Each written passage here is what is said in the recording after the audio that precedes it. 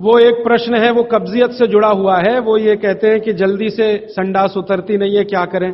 रात को त्रिफला चूर्ण खा के सो जाइए, नहीं तो दूध में घी मिलाकर पी लीजिए, ये सबसे अच्छा है। दूध में घी मिला के रात को सोने से पहले पिएं तो सवेरे संडास बहुत आसानी से उतरती है और सबसे कम समय में पेट साफ होता है। नहीं तो त्रिफला भी ले सकते हैं। 3 महीने।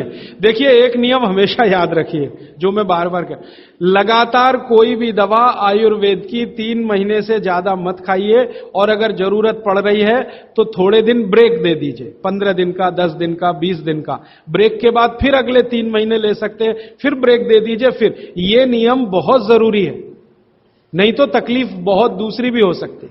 मोटापा कम करने के लिए उपाय बता दीजिए, आप लिख लीजिए इसको, नहीं तो याद कर लीजिए।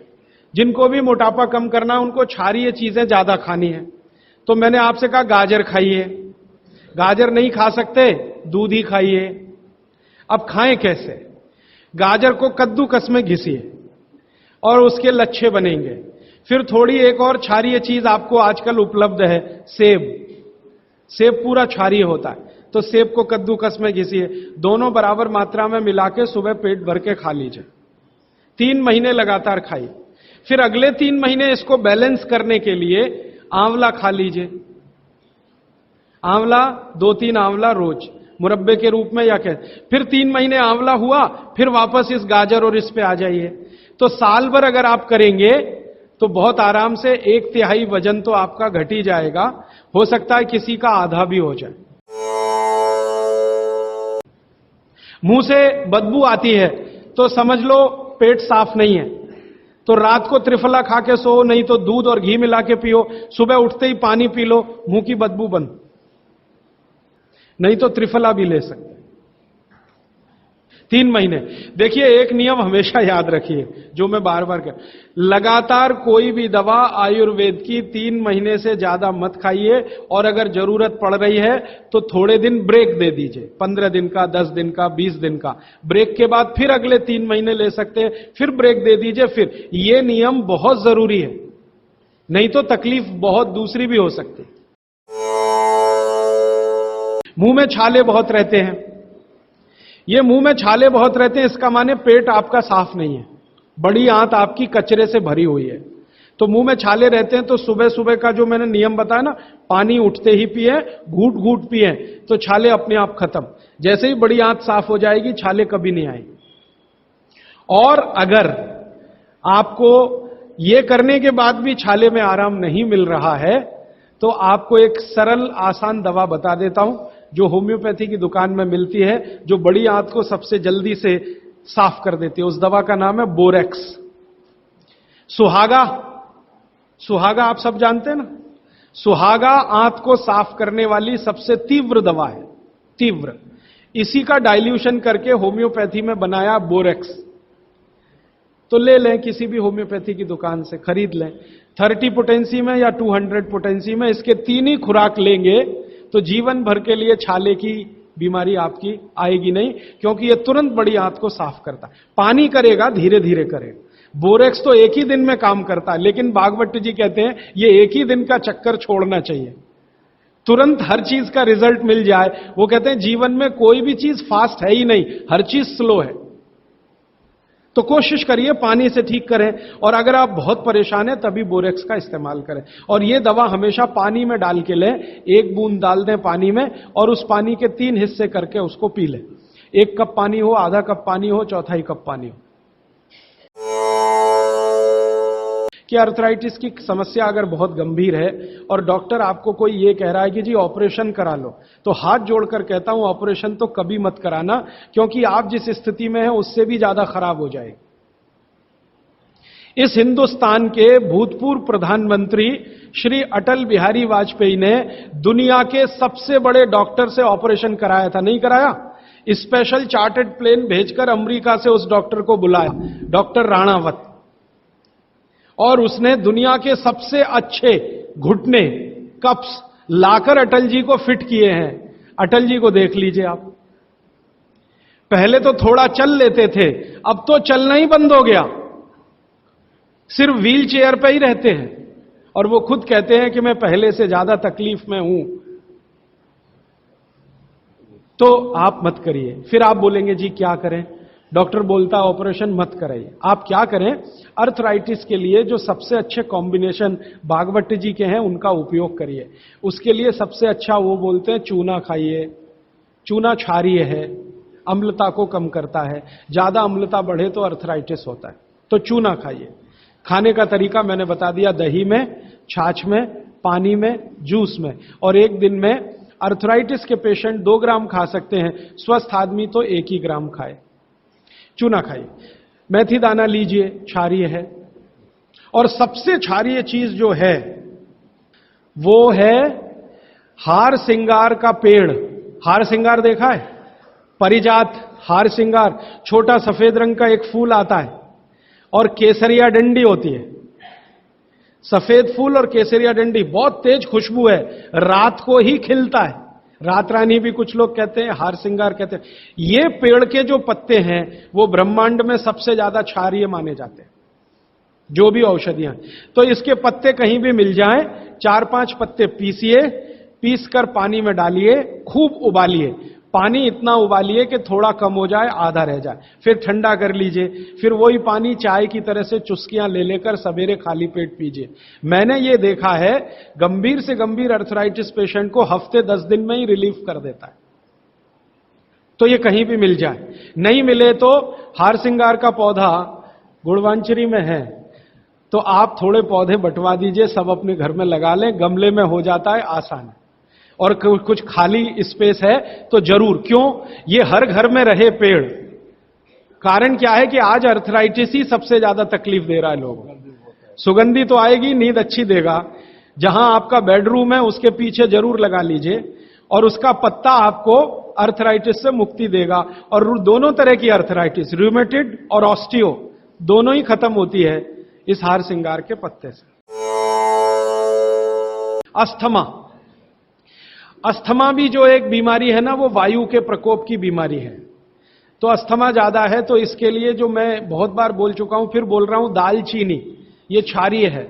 दालचीनी का उपयोग करें शहद के साथ, शहद क्षारीय है, तो दालचीनी, शहद। शहद नहीं ले सकते तो गुड़। ये जो नारियल होता है ना, नारियल, मैंने आपको थोड़ी देर पहले एक बात कही है और मुझे याद आ गई, तो मैंने आपसे कहा जो भी फल में रस नहीं है वो क्षारीय है, और जो भी फल में रस है वो अम्लीय है।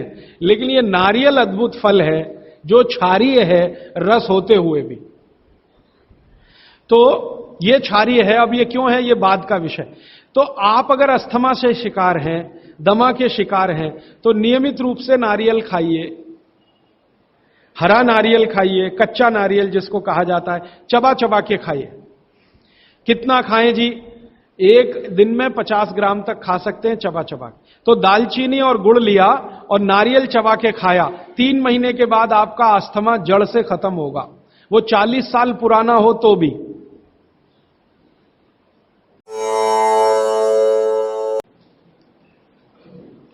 बच्चे पेशाब करते हैं बिस्तर में, इसके लिए क्या करना? खजूर खिलाइए। खजूर छोटे छोटे टुकड़े काटकर बच्चों को खजूर दूध में डालकर, छोटे छोटे टुकड़े दूध में डालकर उबालिए, खूब उबल जाए, फिर वो दूध पिलाइए, खजूर खिलाइए, तो रात का बिस्तर का पेशाब उनका बंद हो जाए। बच्चों को खांसी की एलर्जी अगर है तो नियमित रूप से, मैंने कहा ना, ऐसी चीजें दीजिए, कफनाशक है, सूंठ है, पान का पत्ता है, शहद है, गुड़ है, ये सभी कफनाशक हैं। कितनी उम्र के बच्चों को त्रिफला दिया जा सकता है? अगर छोटे बच्चे हैं तो त्रिफला ना देकर आंवला दीजिए, और त्रिफला देने का समय अगर शुरू कर रहे हैं बच्चों को तो थोड़ा 3-4 साल हो जाने दीजिए उनका। 3-4 साल के पहले दे सकते हैं तो आंवला दीजिए। और वैसे तो मेरा कहना है 14 साल की बच्चों को आंवला ही अच्छा है, त्रिफला उनको ना ही दें। त्रिफला एक उम्र के बाद ही सबसे अच्छा होता है। बहुत ज्यादा छींकें आती हैं, नाक से पानी गिरता है, थोड़े दिन चूना खिलाएं और गाय का घी नाक में डालें, 15-20 दिन में छींकें भी बंद होंगी, पानी गिरना भी बंद।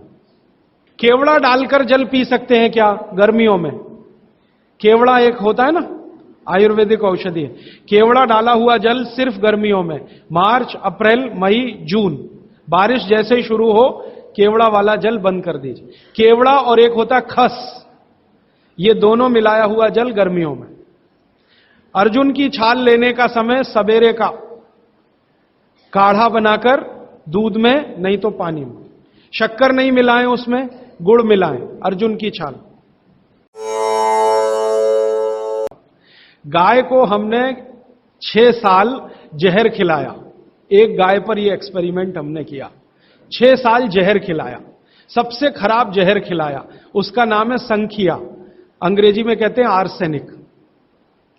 तो हमने गाय को दिया, चारे में मिलाकर दिया, बहुत मामूली मात्रा में, क्योंकि हम जानते हैं ज्यादा देंगे तो गाय मर जाएगी। हमें यह देखना था कि ये थोड़ा थोड़ा जहर देते हैं तो उस पर असर क्या आता है। तो 6 साल जिस गाय पर हमने ये प्रयोग किया, वो गाय अभी भी जीवित है, अभी भी जीवित है और स्वस्थ है, तंदुरुस्त है। हमने हर बार उसको संख्या दिया और हर दिन उसके मूत्र में टेस्ट किया, आया कि नहीं आया। क्योंकि ऐसे कहते हैं ना, खाओ तो सब कुछ आने ही वाला है मूत्र में और ब्लड में। तो 6 साल लगातार उसको संख्या खिलाने के बाद भी उसके मूत्र में 1.0000 में चले जाएं, उतना भी संख्या कभी नहीं आया। अद्भुत है ये। अब मुझे पुरानी बात इसमें जोड़नी है। बहुत लोग कहते हैं ना, गाय के गले में शंकर भगवान का निवास है। वो शायद शंकर जी ने पी लिया। शंकर जी तो मशहूर है ना, खराब से खराब जहर पीने के लिए। तो शायद गले में शंकर जी हैं गाय के, तो वहीं रुका। और सच में हमने ये देखा, इसमें मैं एग्जेजरेशन नहीं कर रहा हूं। आप चाहें तो वो गाय कभी भी आके देख सकते हैं। हमने उसके गले के आसपास महसूस किया 6 साल में एक ब्लू कलर का रिंग बन गया है, ब्लू कलर का। और वहां से ब्लड निकाला, उसको टेस्ट किया तो उसमें पूरा संख्या है, माने आर्सेनिक है। गले के नीचे वो गया ही नहीं, गले में ही रुक गया। शंकर भगवान ने शायद रोक लिया। तो आप बेखटके गाय का मूत्र पी लीजिए। आपके दिल में ऐसा लग रहा है वो कचरा खा रही है, आप चिंता मत करिए, ये कचरा जाएगा नहीं उसके मूत्र तक। भगवान ने उसके शरीर में ऐसी व्यवस्था करके रखी हुई है। लेकिन अच्छा ये होगा आपके दिल और मन की तसल्ली के लिए कि गाय अच्छा चारा खाती हो, साफ सुथरे वातावरण में रहती हो और नियमित घूमने के लिए जाती हो, उसका मूत्र जरूर पिएं, वो सबसे ज्यादा लाभकारी तो है। लेकिन कुछ मजबूरी आ गई। मजबूरी से मतलब मैं समझाना चाहता हूं। आप एक ऐसी जगह रहते हैं जहां गाय कचरा ही खाती है और आपको ऐसी कोई गाय मिल ही नहीं रही है जो शुद्ध चारा खाती हो और बराबर घूमने जाती हो, और आप किसी बीमारी से तड़प रहे हैं, परेशान हैं, और वो बीमारी में आपको गोमूत्र चाहिए ही, तो बिना संकोच के ले लें। उसका हानि तो नहीं करेगा, कुछ फायदा ही कर जाए। गोमूत्र के बारे में अब तक की जो रिसर्चेज हैं वो ये हैं कि इसके साइड इफेक्ट हैं नहीं। शरीर पता क्या करता है, आपने मूत्र ज्यादा भी पी लिया तो ये शरीर 20 मिनट के बाद उसको पेशाब के साथ अपने आप ही निकाल देता है, रहने ही नहीं देता उसको। तो थोड़ा ज्यादा पी लिया या खराब पी लिया, वो निकल ही जाएगा, जो काम का है उतना ही रह जाएगा।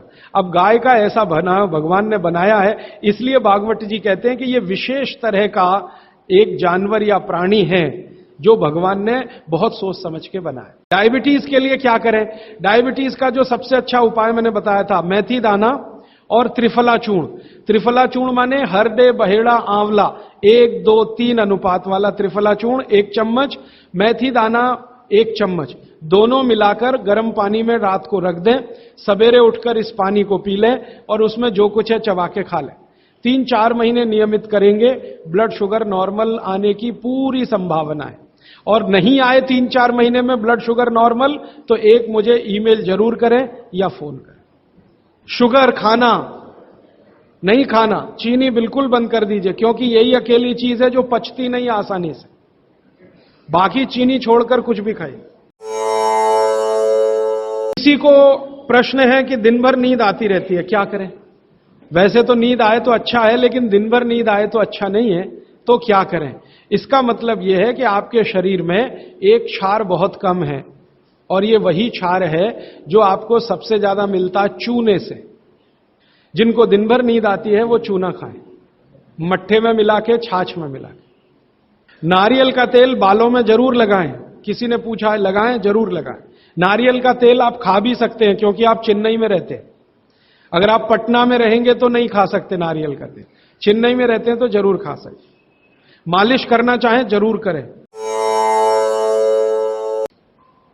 मेवा खाना चाहिए कि नहीं, सूखा मेवा जरूर खाइए, ड्राई फ्रूट्स आप जरूर खाइए, लेकिन जो ड्राई फ्रूट्स आपके लिए अनुकूल हैं, आप जहां रहते हैं वहां के हिसाब से मैं कह रहा हूं, सबसे अच्छा बादाम आपके अनुकूल है।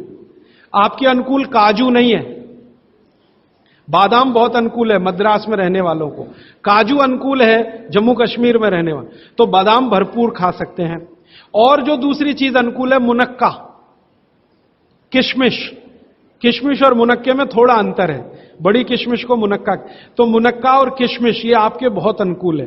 बादाम आपके बहुत अनुकूल है। मखाना, मखाना 50-50 है, ज्यादा अनुकूल तो बिहार उत्तर प्रदेश वालों को है, और थोड़ा चले तो झारखंड वालों को। आपके लिए 50-50, ना बहुत प्रतिकूल है ना बहुत अनुकूल है, बीच का है।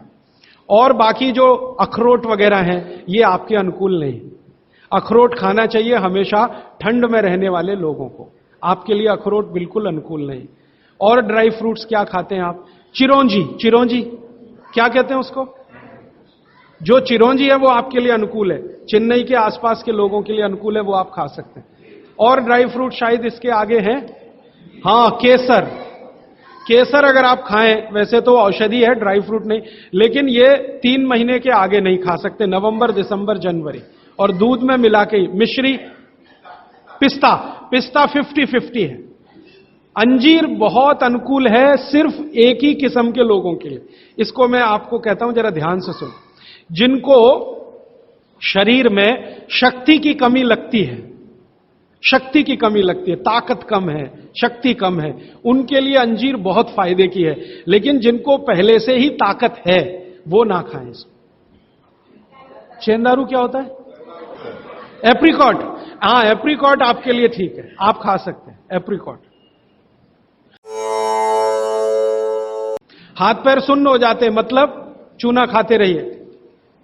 हां, अब ये एक सवाल ऐसा है कि चूने से जीभ फट जाती है, तो आप चूना अगर सीधे जीभ पे खाएंगे तो फटेगी, पानी में डालकर खाएंगे कभी जीभ नहीं फटेगी, दही में डालकर खाएंगे नहीं फटेगी, मट्ठे में पिएंगे तो नहीं फटेगी, जीभ पर चाटेंगे चूना तो जरूर जीभ फटेगी। बाल उड़ गए तो क्या करें, बाल कम हो गए तो क्या करें, बाल झड़ रहे हैं तो क्या करें? तीनों में एक उपाय है, दही को तांबे के बर्तन में रखें, 5-6 दिन खूब खट्टा हो जाए, हरा हरा हो जाए, तो इसको बालों में मालिश करें। 1 घंटे के बाद बालों को शीकाकाई से धोएं, हफ्ते में 1 दिन जरूर करें। ब्लड प्रेशर हाई है, वैसे तो ब्लड प्रेशर हाई और लो होना ये काल्पनिक चीज है, कभी बाद में चर्चा करूंगा, लेकिन अगर आपके मन में बैठ गई है तो इतना ही जान लीजिए कि आपको जब लग रहा है और डॉक्टर कोई कह रहा है कि आपका बीपी हाई है, तो समझ लीजिए इसको बागवती जी दूसरे सूत्र में कहते हैं कि रक्त की अम्लता बढ़ी हुई है, एसिडिटी बढ़ी हुई है। अब रक्त में अम्लता है तो अम्लता को खत्म करने के लिए क्षारीय चीज खाएं, क्षार चीज खाएं, क्षार। अब क्षार वाली चीजें क्या है? सबसे अच्छी क्षार की चीज है मेथी, सब्जी के रूप में भी और दाने के रूप में मेथी। दूसरी क्षार वाली चीज है, आप में से जैन है तो वो नहीं खाएंगे, लेकिन जो जैन नहीं है उनको बता देता हूं, गाजर। तीसरी क्षार वाली चीज है कोई भी ऐसा फल जिसमें रस नहीं है, कोई भी ऐसा फल जिसमें रस नहीं है।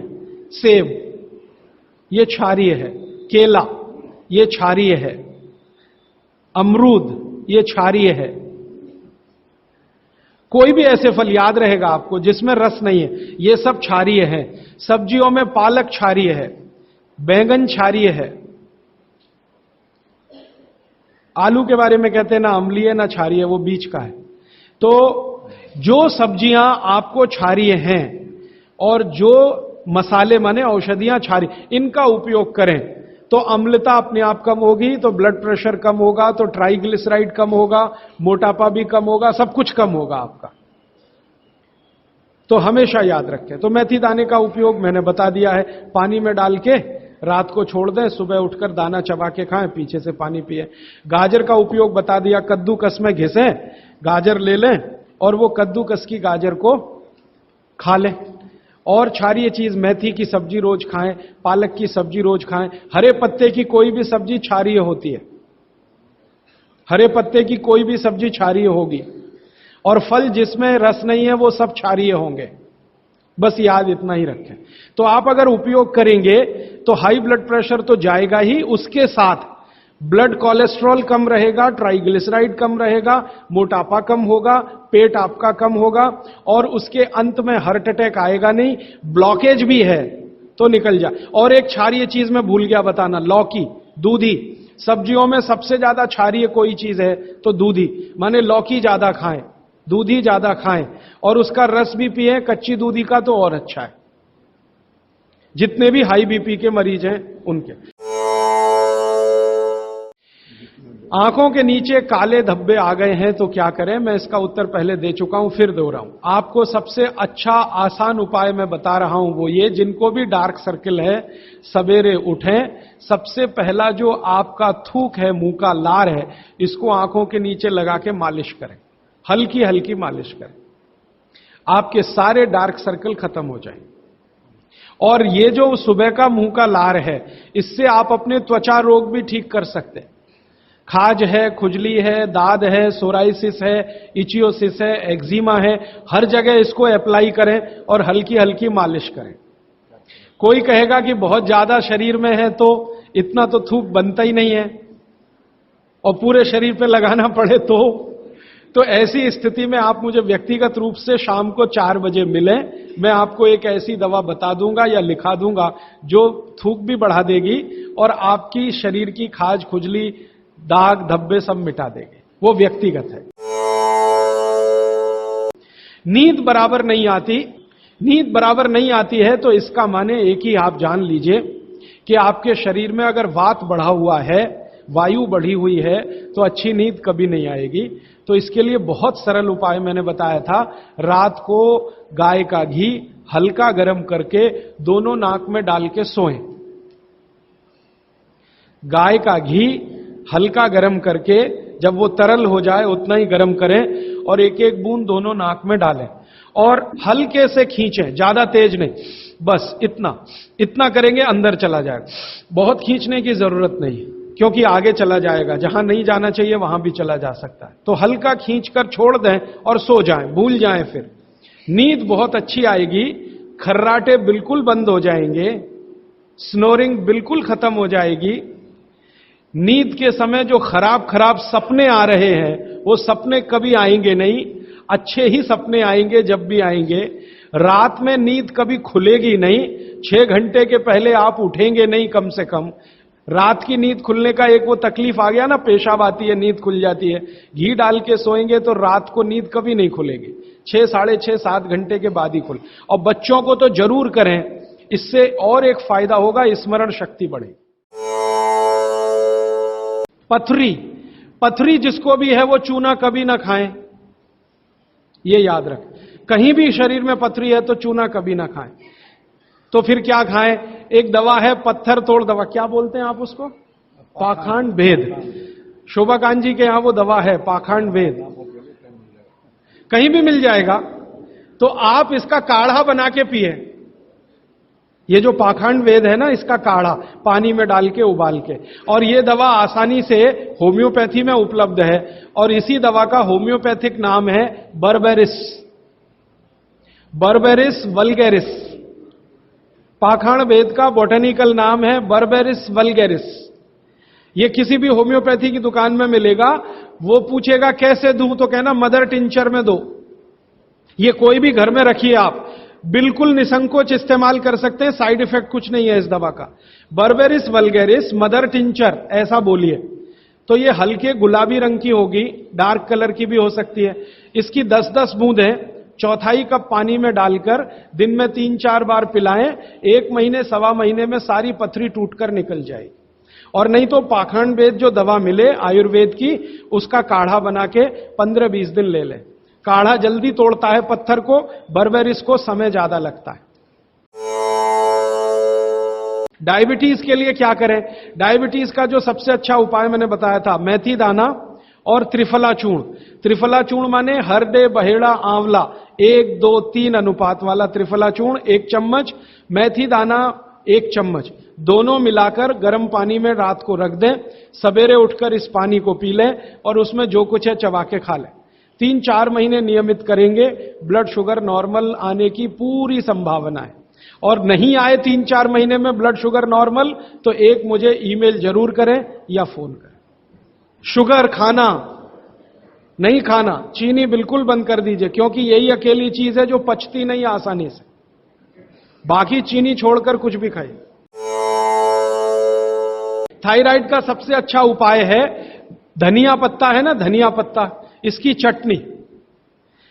धनिया पत्ते की चटनी बनाइए, पानी में मिला के पी जाइए, पानी गुनगुना रहे। कितनी चटनी? 1 चम्मच चटनी, उसमें कुछ डालिए मत, नमक मिर्ची कुछ मसाला नहीं, खाली धनिया पत्ते की चटनी। और जब तक धनिया मिल रहा है तो ये हरे पत्ते की चटनी, धनिया मिलना बंद हो जाए तो सूखा धनिया। ये धनिया जो है ना, थायराइड की सबसे अच्छी दवा मानी जाती है। त्रिफला शहद और गुड़ के साथ सबसे अच्छा है, गुड़ के साथ सुबह खाएं, और दूसरा चाहे तो शहद के साथ भी खाएं। त्रिफला को औषधीय के रूप में लेना है, औषधि ऐसी जो धातुवर्धक है, तो सुबह ही खाएं। और त्रिफला को रेचक के रूप में लेना है, माने पेट साफ करे, तो रात को ही खाएं सोने के पहले। सुबह का पानी तांबे के बर्तन का पी सकते हैं जिनको कब्जियत की बहुत तकलीफ है, लेकिन शरीर में तांबा ज्यादा हो तो वो नहीं पिए। लेकिन सबसे अच्छा जो सम पानी माना जाता है, जिसमें आपको कुछ सोचना ही नहीं पड़ेगा, सादा बर्तन का, माने वो पीतल के उसमें रखा हुआ या कांसे के उसमें रखा हुआ, नहीं तो स्टील में रखा हुआ, गर्मी के दिनों में घड़े का, मिट्टी के घड़े, तांबे का पानी पी सकते हैं। हां, क्योंकि कुचालक है ना लकड़ी, और तांबा बहुत ज्यादा सुचालक है। एक होता है कंडक्टर और एक बैड कंडक्टर। तांबा सबसे बड़ा कंडक्टर है और लकड़ी सबसे बड़ा बैड कंडक्टर है। तो ये अगर आपने तांबा पिया माने, तो अर्थ के साथ जो कांटेक्ट है ना नंगे पांव, तो वो खत्म करेगा आपको। इसलिए पांव में चप्पल रहे, लकड़ी के पट्टे पे खड़े रहें, प्लास्टिक की चप्पल पहन के हो, रबर की चप्पल पहन के हो, तभी तांबे के बर्तन का पानी पीना अच्छा है। केन वाटर, बहुत लोग आजकल केन वाटर पी रहे हैं, ऐसा प्रश्न आया, तो ये क्या अच्छा है? बिल्कुल अच्छा नहीं। तो आप बोले फिर क्या करें? आपके घर जो पानी आ रहा है टैप वाटर, इसको खूब अच्छे से उबाल लें, उबाल कर इसको रख लें, फिर उसी को पिएं। ये केन वाटर से 1000 गुना अच्छा है। केन वाटर पता है क्या है? ये पानी को शुद्ध करने के लिए ब्लीचिंग करते हैं उसकी। उस ब्लीचिंग में क्लोरीन इस्तेमाल होता है, फ्लोरीन इस्तेमाल होता है, और वो फिर शरीर में जाए तो बहुत खराब है। और केन वाटर का टेस्ट सादा पानी से बिल्कुल अलग होता है। तो केन वाटर से 1000 गुना अच्छा है टैप वाटर, लेकिन उबाल कर रखा गया। सर्दी जुकाम, सर्दी जुकाम ज्यादा है, बार बार है, सबसे अच्छी दवा है। आप अगर बच्चों के लिए ले रहे हैं तो कफ दूर करना है उनका, कफ नाशक सबसे अच्छी दवा मैंने पहले दिन बताई थी, शहद है। दूसरी शहद नहीं लेते तो गुड़ है, तो बच्चों को गुड़ दीजिए ज्यादा। एक उनको चूना भी दे सकते हैं, चूना कफ का भी नाश करता है, वात का तो करता ही है, कफ का भी करता, तो चूना दे सकते हैं। गाय का घी नाक में डाल सकते हैं। हल्दी जबरदस्त कफ नाशक है, तो दूध में हल्दी मिलाकर दीजिए, और दूध हल्दी थोड़ा घी मिलाएं तो और भी अच्छा कॉम्बिनेशन है। तो जिनको सर्दी जुकाम बार बार होते हैं उसके लिए। शराब और गुटखा छोड़ने के लिए क्या करें?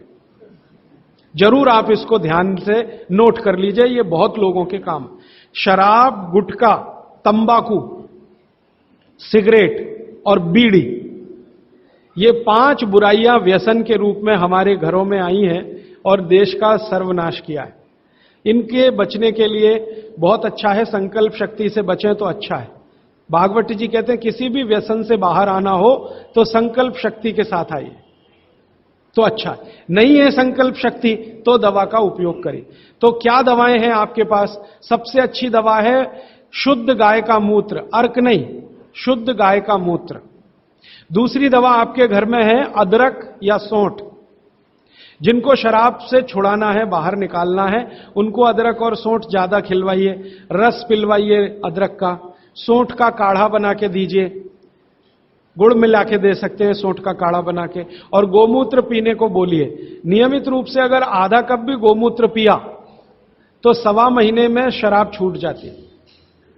शराब जो पीते हैं, बीड़ी सिगरेट जो पीते हैं, उनके शरीर में एक केमिकल बढ़ जाता है, उसका नाम है सल्फर, और सल्फर को कम करने के लिए सल्फर ही चाहिए। आयुर्वेद में कहा है ना कि विष को विष मारता है, तो सल्फर बढ़ता है, तो सल्फर कम करने के लिए बाहर से सल्फर चाहिए, और बाहर का सबसे अच्छा सल्फर गोमूत्र में है।